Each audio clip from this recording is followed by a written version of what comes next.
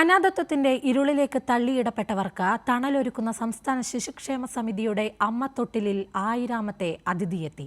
1000 പ്രതീക്ഷകളുടെ വെളിച്ചമായി ആ പെൺകുഞ്ഞിന് സഹസ്ര എന്ന പേര് നൽകി. മനസ്സിന്റെ കനിവൂറുന്ന ചൂടിലേക്ക് മറ്റൊരു കുഞ്ഞുജീവൻ കൂടി അണഞ്ഞു ചേർന്നിരിക്കുന്നു. ശിശുക്ഷേമ സമിതിയുടെ അമ്മത്തൊട്ടിലെത്തിയ 1000ാമത്തെ അതിഥി.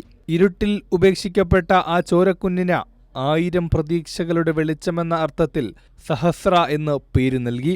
2002 ആരംഭിച്ച ഈ കാരുണ്യത്തണലിലേക്ക് ആദ്യമായെത്തിയ കുഞ്ഞിന് നിത്യ എന്നും 100ാമതെത്തിയ കുഞ്ഞിന് ശതശ്രീ എന്നുമാണ് പേരിട്ടിരുന്നത്. ഇപ്പോൾ 1000ാമത്തെ തണലായി സഹസ്രയും. ഈ 3 കുഞ്ഞുങ്ങളും പെൺകുഞ്ഞുങ്ങളായിരുന്നു എന്നത് മനോഹരമായൊരു യാദൃച്ഛികത.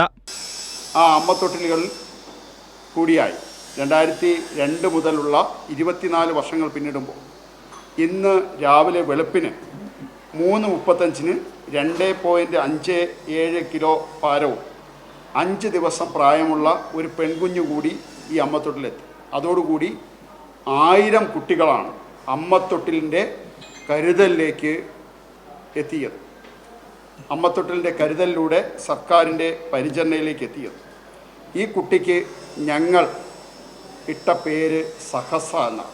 അമ്മത്തൊട്ടിലിൽ ഇന്നുവരെ എത്തിയ 1000 കുഞ്ഞുങ്ങളിൽ 681 പേരും പെൺകുഞ്ഞുങ്ങളായിരുന്നു എന്നതും ശ്രദ്ധേയം.